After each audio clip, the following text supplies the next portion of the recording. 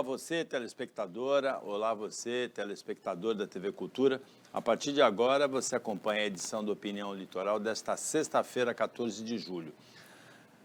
O Ronaldo Serápicos e o Roberto Mohamed vão analisar as notícias com você. E uma notícia, a gente tem a notícia da inteligência artificial do Google, que chegou nessa semana ao Brasil. Mas tem a notícia também de que o comercial da Volkswagen, recriando por inteligência artificial a cantora Elis Regina, que já morreu há mais de 40 anos, chocou muito a opinião pública. Por quê, hein, Mohamed? Boa tarde. Boa tarde, Paulo. Boa tarde, Serápicos.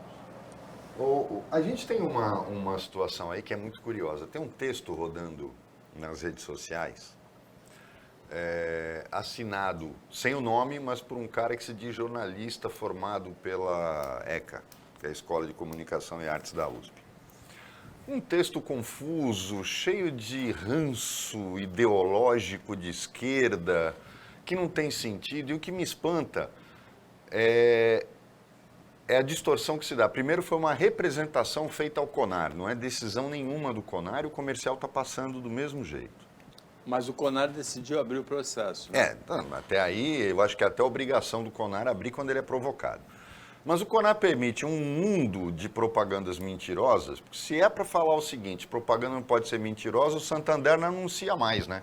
Porque quando ele diz, o que eu posso fazer por você hoje? É ferrar você. E tá aí a propaganda do Santander, está todo dia no ar. Então não vem com um papinho ridículo de que... Agora, o problema é a justificativa.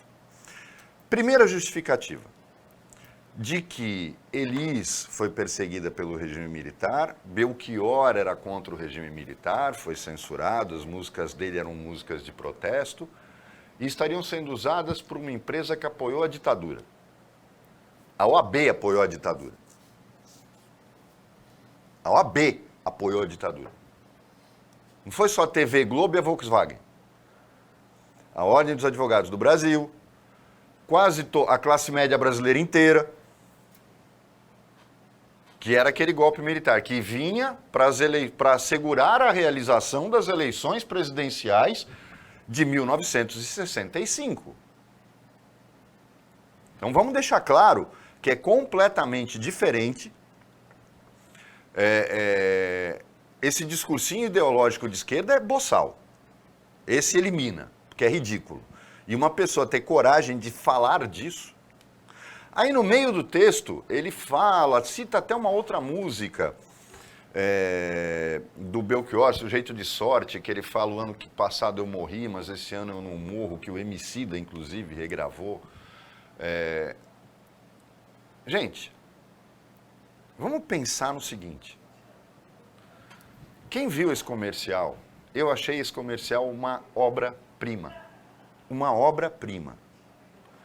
Não sou só eu, Washington Oliveto considerou também uma obra-prima. A música se encaixou perfeitamente, não importa que ela foi feita num contexto na década de 70. Quanto ao que falam de inteligência artificial, isso se chama computação gráfica, a Marvel usa isso, os estúdios Disney estão usando isso há 15 anos para rejuvenescer artistas. Isso é computação gráfica, isso não é IA, não é inteligência artificial. O primeiro cara a fazer isso na TV brasileira chamava-se Hans Donner. A qualidade aumentou muito? Aumentou. Mas esse comercial mexe quando você vê as cenas, não só de uma Kombi, mas de se não me engano, aparece um SP2, uma Brasília, carros da Volks, que fazem parte da história do brasileiro. A gente não pode falar mais porque a Volks apoiou a ditadura. Tá bom, então vamos mudar de profissão, porque a OAB apoiou a ditadura. Vamos parar com essa hipocrisia. Este comercial foi autorizado e teve a participação efetiva de 2 filhos da Elis. Do Pedro, dirigindo, e da Maria Rita fazendo, dizendo que ficou emocionada. Quem são essas pessoas que se arvoram a ser fiscais da democracia, fiscais da justiça, para dizer que este comercial é um ultraje, é isso ou aquilo? Vamos parar com isso. Eu acho que chegou a hora da gente ter o Brasil está se tornando um país tão hipócrita, que a coisa está ultrapassando todos os limites possíveis. Não bastasse a truculência da direita, agora é o patrulhamento da esquerda que voltou com tudo. Esse comercial foi uma das coisas mais bonitas que eu já vi em matéria de comercial de televisão. E mexe com o emocional de todo mundo. Pode ser um ponto de vista pessoal, mas eu acho que a gente tem que tomar cuidado e travar a ação dos fiscais da moralidade. Eles já estão passando dos limites. Serápicos, boa tarde. Boa tarde, Paulo Schiff, Roberto. O que você quer acrescentar ao comentário do Roberto Mohamed Então, sobre o comercial que recria Elis Regina? Então, Paulo, primeiro concordar com a questão que o Roberto levantou de ditadura, que não tem nada a ver, né? Nós não podemos esquecer a ditadura para não repeti-la, para que o mesmo erro não aconteça novamente. Mas ficar revivendo a ditadura cada vez que aparece uma coisa dessa, ficar remoendo a ditadura. A Volkswagen era uma multinacional alemã, estava cumprindo a lei que existia no Brasil. Quem tinha que estar preocupado com a lei? A lei era o AI-5, né? Quem tinha que estar preocupado eram os brasileiros. As empresas tinham que cumprir. Então, essa história de que houve aí, é difícil até de você chegar à conclusão se realmente é verdadeiro ou não, o que aconteceu. Eu sei que não forçar a barra, né, de falar nesse aspecto. Agora, por outro lado, Paulo, tem muita gente criticando também o CONAR por ter aberto o procedimento, e eu acho aí que nós temos uma grande oportunidade de debater um assunto importante para os próximos anos, para os próximos tempos, e o CONAR prestar um serviço importante para a sociedade nesse aspecto. Porque, veja, até pouco tempo atrás, não havia essa discussão, porque era incontroverso que os herdeiros tinham o direito de autorizar o uso de imagens, de fotos, de filmes dos seus antecessores. O que é que acontece? Qual é a grande novidade agora? Não é só a inteligência artificial, a computação gráfica evoluíram. É que agora você parece que realmente é verdade, que a pessoa estava lá, que ele estava lá dirigindo a Kombi cantando daquele jeito. São coisas que não aconteceram. Foram imagens que não são dela.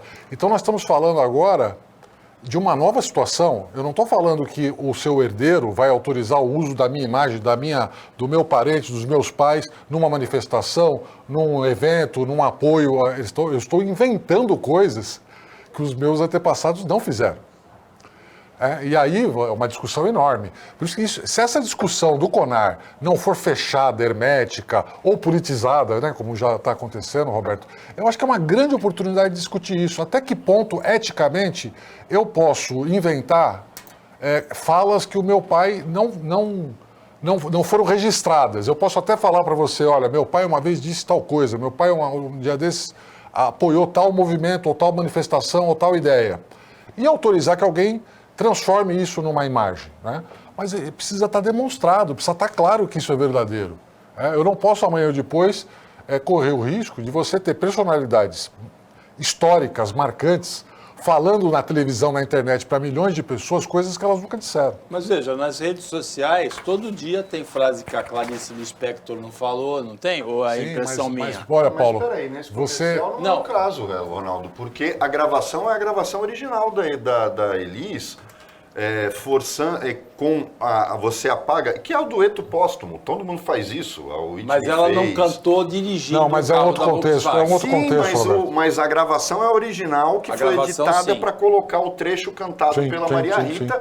Dueto póstumo é uma coisa que se faz há 30 anos. Mas não numa propaganda, né? Não numa propaganda. Não, em propaganda já fizeram. Não, a propaganda, Roberto, ela te dá... Eu não lembro, você não vou lembrar, mas teve uma do com certeza, com a Nathalie Cole, que foi usada em propaganda. Eu lembro dessa. Mas veja, você está... primeiro que não havia essa discussão na época, né? Era nítido que era um dueto. Tem muita gente que não conhece a Elis, que não sabe que isso era não sabe nem que ela morreu, não sabe nem que ela existiu. Veja, numa propaganda, você empresta a credibilidade do ator, da pessoa que participa, àquele produto. Tem atletas de futebol, de basquete, que não fazem propaganda de bebida alcoólica, não fazem cigarro, então é proibido, não podia, mas na época áurea da Fórmula 1, Você tinha um piloto de Fórmula 1, que eu nem me recordo, foi o único caso que se negou a fazer propaganda de cigarro, porque o Ayrton Senna corria no Marlboro, todo mundo lembra disso. Era o Marlboro de rodinha, a McLaren. John né? Player também, né? John Player Special, do Emerson Fittipaldi, da Lotus. Mas Campbell, enfim, do Piquet, quando um atleta, Cristiano Ronaldo, faz uma propaganda de shampoo, ele está prestando a credibilidade dele, aquele produto. Você começa a cair o cabelo do cara... Inclusive, de vez em quando, falsamente. O Roberto Carlos fez propaganda da Friboi e não come carne. O Zeca Pagodinho fez propaganda de uma cerveja e bebe a outra. Mas eu não vou entrar, né, não vamos ficar aqui discutindo qualitativamente, mas eu acho que a grande coisa desse comercial é que ele não vai, por exemplo, o da Caoa Sherry falando a melhor tecnologia do mundo para um carro chinês que não vale nada, é muito mais ridículo do que o da Volks. O da Volks foi no contexto da música. Mas eu não estou dizendo... O novo sempre vem. Eu não estou dizendo que está errado, viu, Roberto? Isso é uma coisa que eu esclareci. Eu não estou dizendo que está errado. Estou dizendo que essa discussão é interessante. Tem que ter. E essa discussão é mais interessante ainda por conta de como é que funciona a publicidade, porque é um conselho de autorregulamentação publicitária. O que torna é um modelo que devia ser seguido por todo mundo. Exatamente. No jornalismo, por exemplo, na engenharia, na medicina. Vamos ver se funciona esse modelo, né? Se funciona, se o CONAR não politiza, se traz informações, se justifica, olha, e consideramos ético por isso. Agora, eu vou dizer mais uma coisa, onde a memória das pessoas é muito ruim. Belchior tem duas músicas muito parecidas. Ele tem uma temática que é comum nas músicas dele, mas ele tem duas músicas muito parecidas, as duas foram gravadas pela Elis no mesmo disco. Velha Roupa Colorida e Como Nossos Pais. Exatamente, a temática das duas músicas é muito parecida. É relativa a medo da mudança, o medo do novo. As duas músicas são extremamente parecidas, estão no mesmo disco da Elis, gravadas por ela. A versão cantada pelo Belchior foi usada num comercial de Velha Roupa Colorida. Foi usado num comercial de bebida, eu não lembro se era Coca, se era Pepsi, alguma dessas aí, e ninguém falou nada. Ah, mas eram multinacionais que apoiavam a ditadura? Ah, mas é bebida artificial e o Belchior era... Belchior era cachaceiro. Pô, eu não consigo entender essa coisa de ficar criando uma... Não, Belchior era um cara purista, contra a ditadura. Tal. Ele fazia músicas de protesto. Mas, gente, peraí. O cara não pode ganhar dinheiro? Morreu endividado, inclusive. Eu acho que essa história da propaganda enganosa não vai colar nesse caso da Volkswagen. Pode até ser listado como um dos itens que vai ser indicado. Mas não tem nenhuma mentira sobre o produto, o serviço, que é o que a lei e o próprio regulamento do CONAR estabelece. Mas você sabe que eu achei interessante, estava lendo no jornal essa notícia, e o CONAR fez uma nota dizendo que o caso será julgado de acordo com as normas de regulamentação do próprio CONAR. Né? E eu fico pensando o seguinte, essa norma não existe. Nós estamos tratando de um caso, está falando do medo da inovação, né? Não pode ter medo da inovação. Não existe norma que trate de uma coisa que não existia quando ele foi criado. Né? Não existia essa situação, essa possibilidade. Os caras vão falar, não, mas tem uma norma lá que fala de gravação feita... Então, é o caso. Nós estamos falando agora de alta tecnologia, nós estamos reproduzindo uma pessoa que não está mais aqui, que não pode nem dar palpite sobre o assunto, né? Fazendo uma coisa... Mas, e é possível. Você falou de Disney, por exemplo, a Carrie Fisher também... Morreu, né? Usaram ela, o final do Rogue One, ela digitalmente aparece no final do filme novinha. E fizeram também com o Tarkin, o General Tarkin, também falecido. Quer dizer, você tem dois personagens hoje da da saga Star Wars, que foram usados depois do falecimento dos atores. Não, e depois os filmes da primeira mudaram a cena final do Retorno de Jedi. Mas é que aí porque trocaram o ator. Mas eu só queria deixar uma coisa aqui. Às vezes, as pessoas, quando a gente fala, parem de ficar sendo fiscais da moralidade disso tudo. Eu conheci pessoalmente o Belchior. Fui em vários shows dele e conheci o Belchior. E o Belchior passava uma imagem de cara muito sério, né? De protesto, aquela coisa toda. Cara, não tinha um cara mais divertido, mais bem-humorado e mais carismático do que ele, pelo menos no momento da vida dele em que eu o conheci. No show você ria, no intervalo de todas as músicas, porque ele falava muito com a plateia, mas ele no camarim era um cara de você sentar no sofá e morrer de rir. Não deem essa aparência a ele como se ele fosse aquele cara amargo contra a ditadura, que tal. Muita gente podia ter bom humor, podia ser uma pessoa normal e não concordar com a ditadura, e inclusive escrever contra ela. Mas não precisava necessariamente ser um mal-humorado como o pessoal de esquerda gosta de pintar, aquela coisa triste de resistência tal, porque não era isso que acontecia naquela época. Para fechar esse bloco, nada melhor do que um verso do Belchior, belíssimo, né? Na parede da memória, essa lembrança é o quadro que dói mais.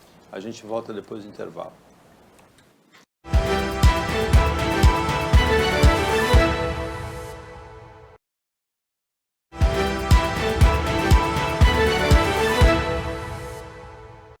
Voltando para o segundo bloco do Opinião Litoral desta sexta-feira, com o Roberto Mohamed e o Ronaldo Serápicos analisando as notícias com você.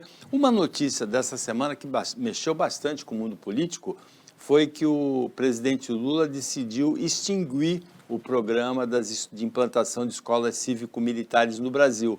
Teve reação em São Paulo e no Rio Grande do Sul também. O governador Eduardo Leite, o governador Tarcísio de Freitas de São Paulo, deram declarações dizendo que vão manter esse programa no sistema público estadual de ensino. Vamos colocar uma coisa bem claro, porque como a gente vive nessa história da bolha de informação errada, essas escolas cívico-militares deviam ter outro nome, porque elas não são militares. O colégio militar no Brasil só tem um, o Pedro II, no Rio de Janeiro. São escolas, e aí vou puxar um assunto que a gente já discutiu aqui na terça-feira, administradas pelas polícias militares, o que para mim já é um absurdo. Primeiro porque eu acho que polícia militar não podia existir, porque o termo é um paradoxo. Polícia é civil, polícia não faz papel de força armada. O modelo dessas escolas começou errado. Por exemplo, eu sou totalmente a favor de cada estado brasileiro ter um colégio militar. Colégio militar. Nos estados que, por exemplo, você tem portos, tem área costeira, a Marinha administra. Mais no interior, onde você é próximo a bases aéreas. E aí vamos lembrar que aqui a gente tinha uma escola na base aérea, no Guarujá, que todo mundo se orgulha de ter estudado lá, quem estudou. Escolas da FAB e, lógico, num número maior, por ser a maior força armada, escolas militares administradas pelo Exército. Nos moldes do que é o Pedro II, sou totalmente a favor. Pelo menos uma na capital de cada estado. Eu acho que é um modelo educacional e que, inclusive, prepara a oficialidade das Forças Armadas desde cedo. Eu não vejo problema nenhum nesse modelo. Mas esse das escolas cívico-militares está sendo usado por políticos. Políticos vazios, políticos ocos. É um comportamento tão absurdo e uma imposição de uma disciplina tão artificial nessas escolas. Eu acho que a polícia pode participar na escola pública com palestras, estando perto, dando auxílio, mas o modelo da escola cívico-militar, na minha opinião, ele já começou errado. E eu acho que aí entra aí em cima da nossa polarização. Rio Grande do Sul, e que me espantou no Rio Grande do Sul, vindo do Eduardo Leite, a postura. Mas eu acho que aí ele quis jogar para a torcida. E o Tarcísio, mais do que esperado. O Tarcísio foi fiel à claque. E vão dizer que vão manter. E é absolutamente normal que mantenham, Paulo. Por quê? Porque quem participa da gestão é a polícia militar. Ou seja, é atributo do governador. O modelo de escola cívica militar não era federal. Tinha verba federal, mas não era federal. Por quê? Porque é a polícia militar de cada estado, subordinada ao governador, que participa da gestão. Então não muda nada. Agora, entre os professores, tem uma resistência à implantação desse tipo de escola, inclusive por conta de um desnível salarial entre o professor e o reservista que atua na mesma escola, né? E muitos militares aí se insuflaram porque perderam a verba, né? porque acabando o projeto, eles vão perder a verba que ajudava muito na aposentadoria. Mas que cria uma dicotomia, cria, né? Cria uma rivalidade, né? Então, esse modelo, o Roberto citou pontos positivos, negativos, explicou a questão das escolas militares, que são importantes. Né? No Rio de Janeiro a gente tem a escola naval que é super requisitada, concorrida, todo mundo quer participar. Então, nós temos qualidade nas Forças Armadas também na área de educação. Mas a gente não pode depender disso. São pontos isolados, né? Não é a regra. Para você ampliar a educação no Brasil... São ilhas de excelência? Ilhas de excelência ou de especialidades, né? Muito específicas. Agora, para você criar um sistema educacional no Brasil de verdade, você precisa de muitos projetos para áreas diferentes, para necessidades diferentes, para regiões diferentes. Quando o governo federal achou que esse modelo estava equivocado, tudo bem, acho que é um direito do presidente da República, do Ministério, de determinar como essa verba vai ser utilizada. Até porque o Roberto lembrou bem, isso está subordinado ao governo estadual, vinha só a verba. Agora, você não tira uma verba da educação de jeito nenhum, sem estabelecer um outro programa para colocar essa mesma verba. Não dá para você falar não tem mais e não tem substituto. Se o modelo está errado, o governo federal podia informar aos governadores que esse modelo não seria mais aceito, que precisava ser aprimorado para eu poder continuar mandando a verba. Você cancelar a verba cria duas situações. Primeiro, de você ter a possibilidade de eliminar um foco de cultura, de escolaridade. E segundo, criar essa questão política, politizar.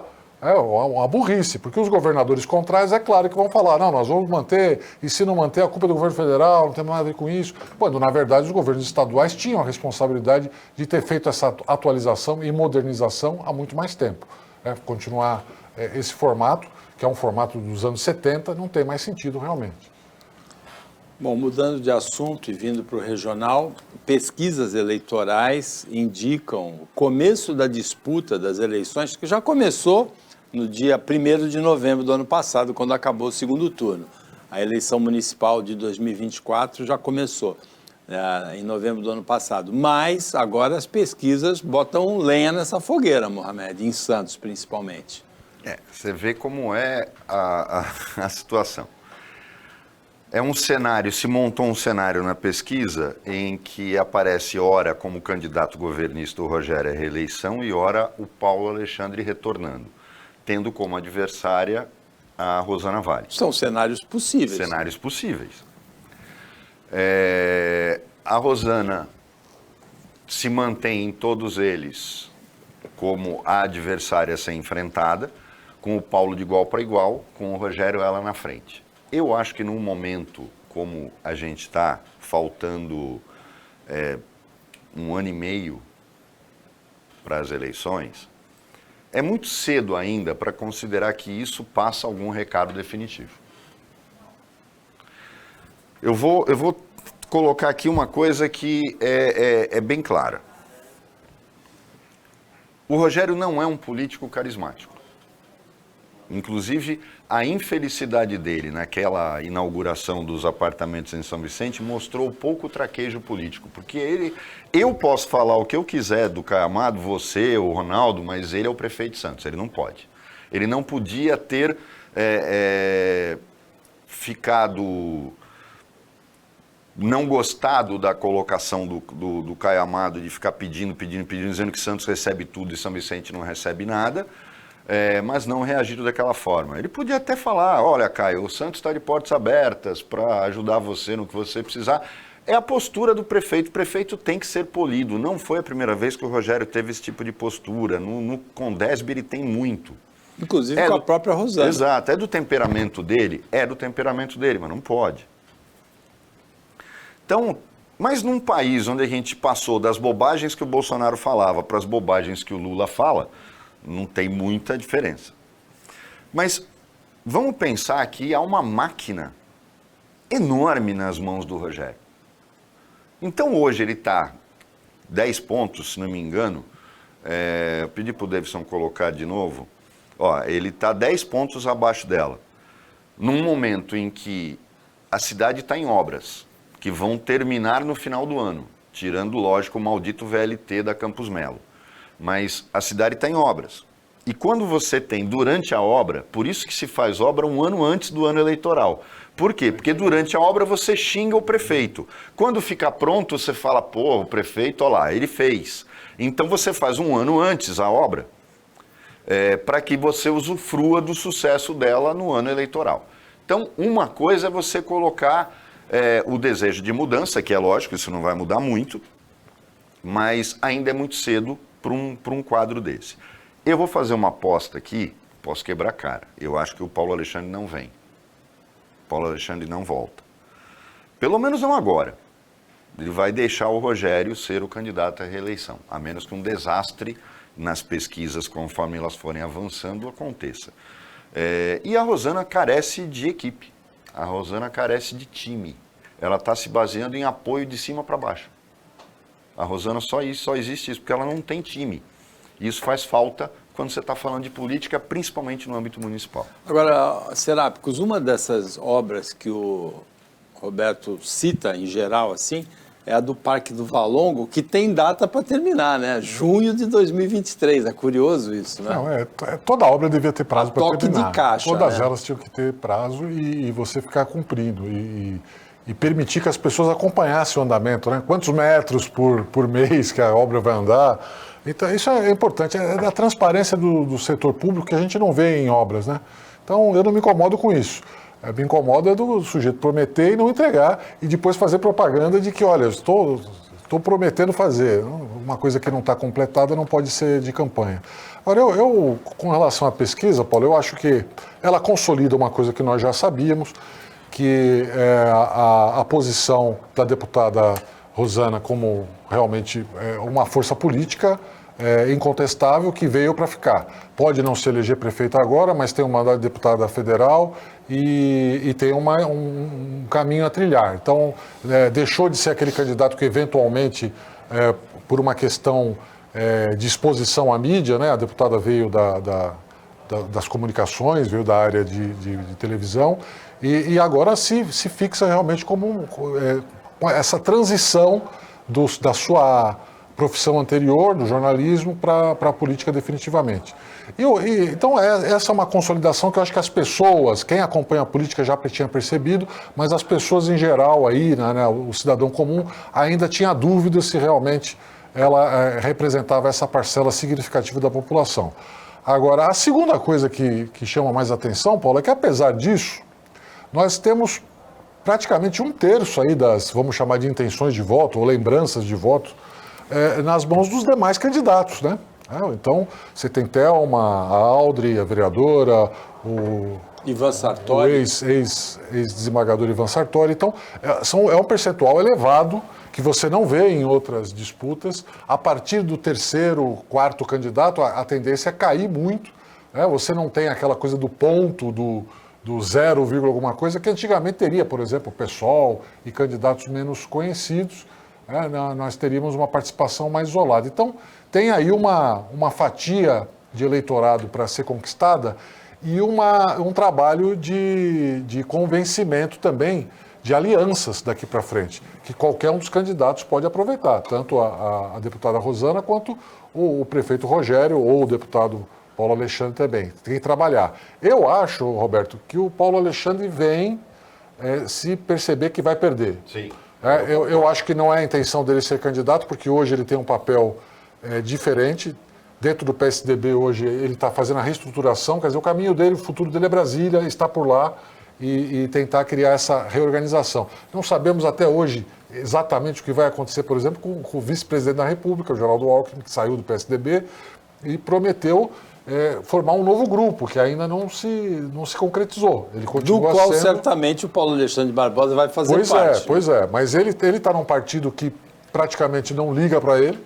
A gente não vê o PSB falando do vice-presidente da República, não mostra, não tem exposição. E então me parece que as coisas ainda estão ali para ser ajeitadas, né? E eu tenho certeza que o Paulo Alexandre teria um papel importante nisso. Mas ele não pode perder a Prefeitura de Santos. Agora, então, num desastre, como você falou, eu acho que ele viria como candidato, sim. Agora, Mohamed, tem um detalhe dessa pesquisa muito importante, que é a Aldri Cleis, em quarto lugar, né?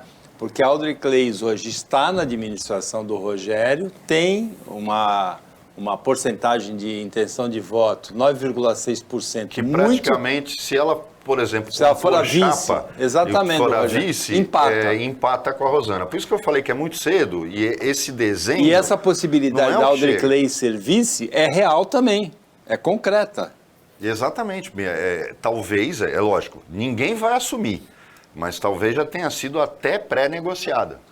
Mas eu concordo com o que o Ronaldo falou.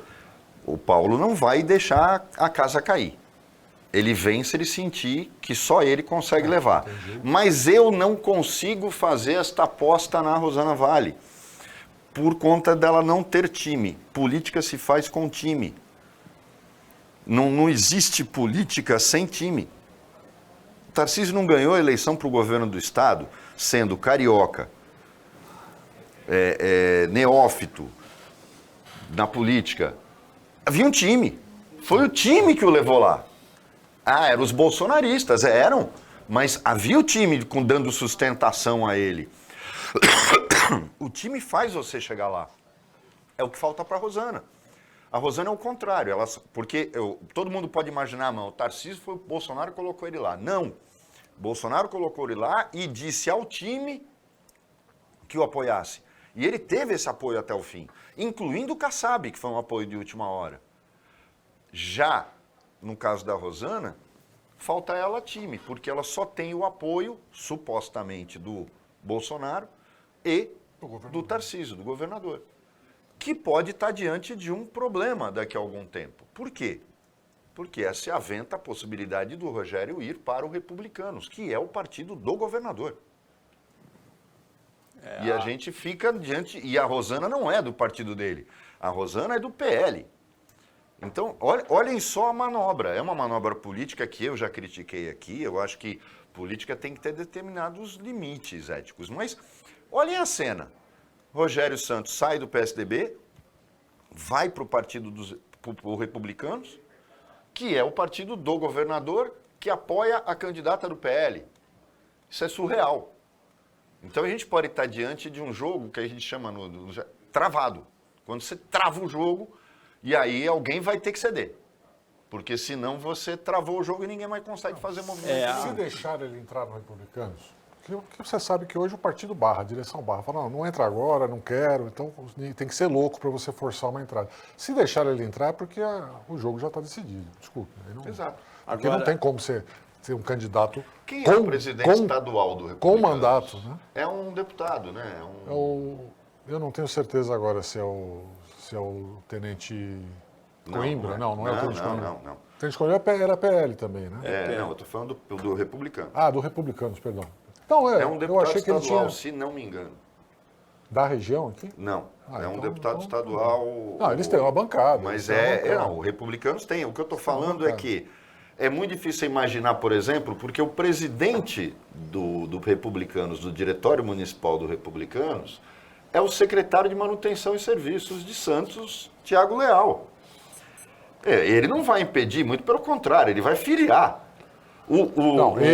Aí você imaginar que um prefeito, como o prefeito de Santos, se filia no partido pelo diretório municipal e não vai ter aprovação do diretório estadual, que é a quem cabe ratificar ou não, é acreditar em conta da... não dá. Isso não vai acontecer. O presidente do Republicanos, eu consultei aqui em São Paulo, é um capixaba, Roberto Carneiro. Assumiu nesse ano de 2023.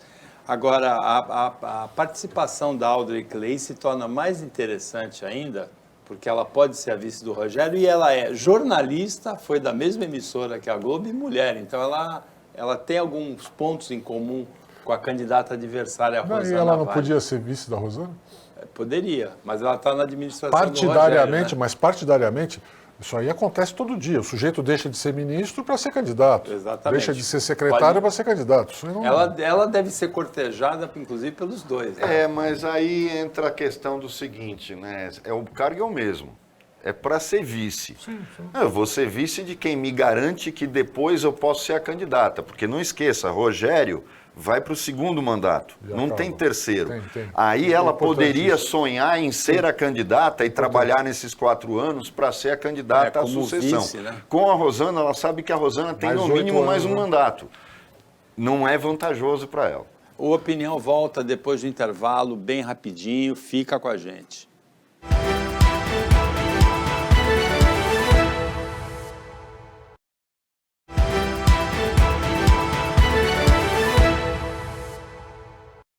Voltando com o Opinião Litoral desta sexta-feira, Roberto Mohamed e Ronaldo Serápicos estão analisando as notícias de hoje, as notícias da semana com você.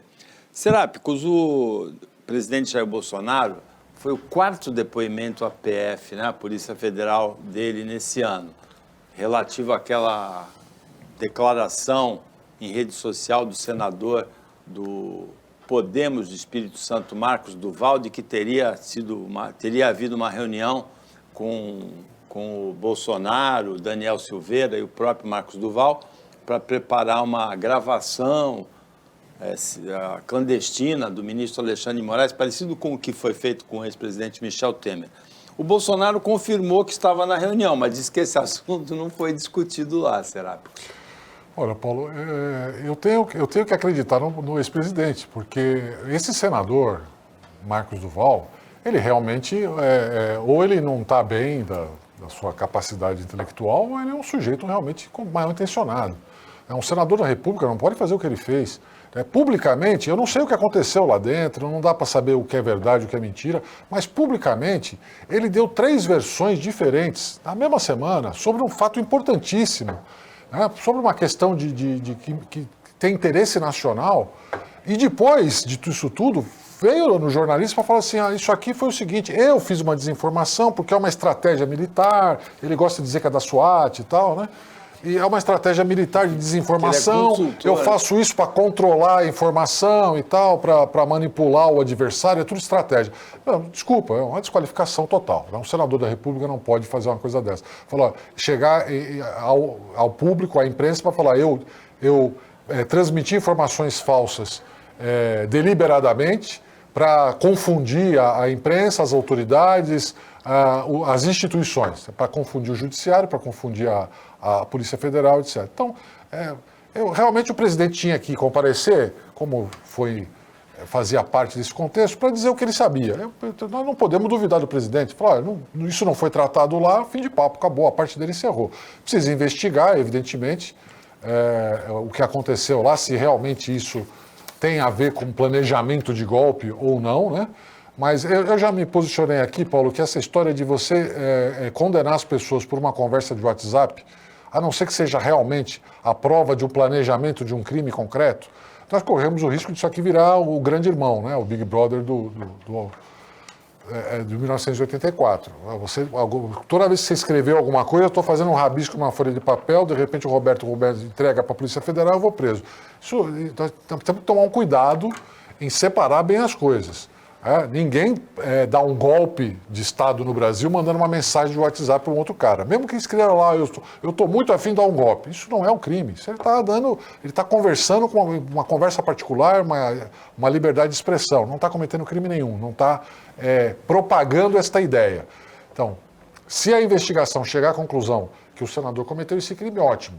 Agora, quem tem que tomar atitude, né? São os eleitores brasileiros do estado dele lá, porque simplesmente não dá para você ter um senador que, ao invés de se preocupar com a sua função em ajudar o Brasil, perde o seu tempo, passa o seu tempo todo fazendo uma lambança dessas. Eu acho que ele pode, sim, ser processado no código, na comissão de ética e ser cassado, mas não necessariamente processado criminalmente. Eu acho que está havendo exagero, a gente já cansou de falar aqui. O Daniel Silveira continuaria sendo um Zé Ninguém se o Alexandre de Moraes não tivesse alçado ele à condição de mártir, porque na verdade ele é um Zé Ninguém, ninguém viu aquele vídeo dele, só falava bobagem e que não dava efeito nenhum, não surtia efeito nenhum.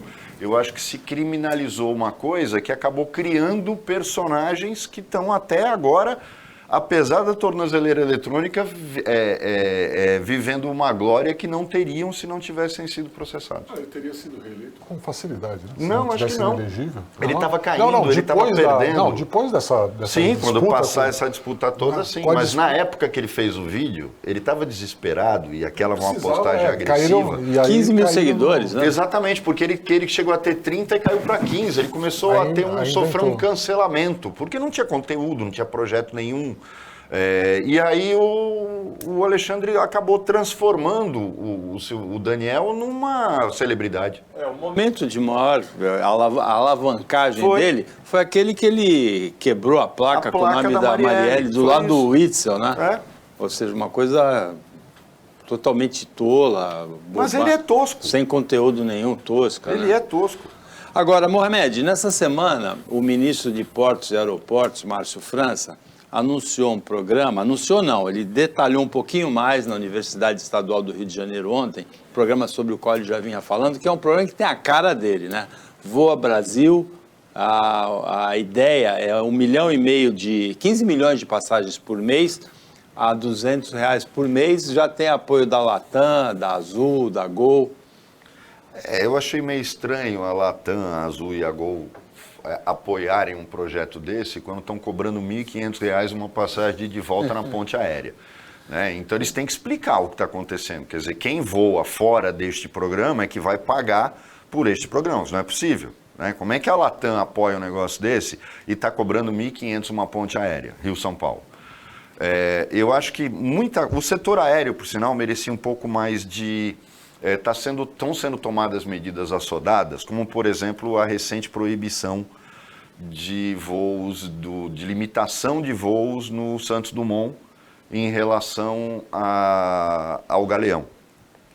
A gente precisa entender que o problema do Galeão vai muito além do Santos Dumont. Não é o Santos Dumont que é o problema do Galeão.